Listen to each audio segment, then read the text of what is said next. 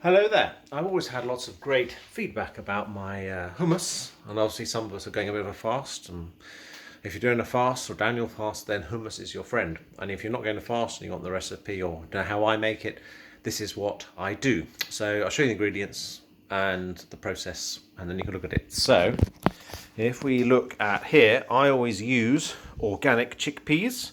You can use the tinned ones, but these are the ones I always use. If you keep the juice from these, they can act like an alternative to egg whites. The amount you can make depends on your mixer blender. I can get 2 bottles of this in here, and there's a little sign saying the max. So you want to work out how much hummus you get. You might be able to do 1 batch at a time, or I can do 2, so that's what I'm going to do. And the basic ingredients: salt and pepper. That's all you really need. Some lemon.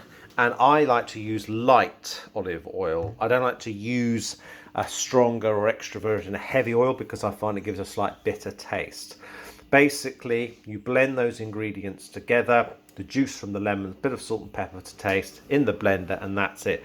Then you add the oil and as a couple of tablespoons to begin with, and then more if depending on whether you want it thicker or thinner. It's up to personal taste.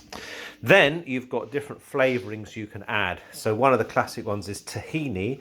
Tahini looks a bit like peanut butter. It isn't. It's basically just sesame seeds. So what I tend to do is I get sesame seeds. I'm going to toast those, put those in. And I love the flavour of cumin. You can use powdered cumin. There's nothing wrong with that. I would heat it up a little bit first before putting in, but I prefer to get cumin seeds, or jira seeds as they're called. Much easier to do. Just heat them up in a pan, keep an eye on them with the sesame seeds for a few minutes, make sure they don't burn or catch, and when you start to smell the flavour coming through, then you know you've got it. Get those, whack them in the old pestle and mortar, chuck them in. I probably say, I don't think you can put too much in, so I probably do a tablespoon of these, or maybe a couple of tablespoonfuls of the sesame seeds. You can put as much in as you want. It's not going to make it taste any worse.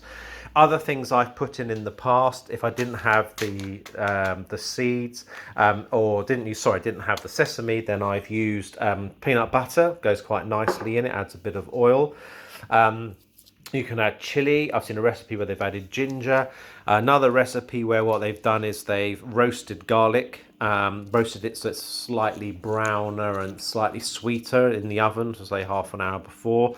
Taken them out, put those in, so you get a slight caramelized garlicky flavour.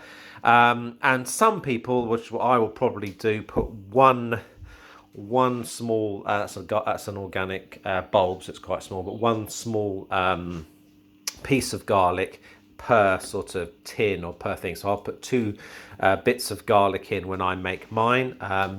But it's really, what I would probably recommend is go with these basic things first, blend it in the thing, and then start adding other stuff and tasting until you find a version that works for you. So that's Matt's special Daniel Fast cookery tip for today. Any questions, please share on the group. Love you all. Cheerio.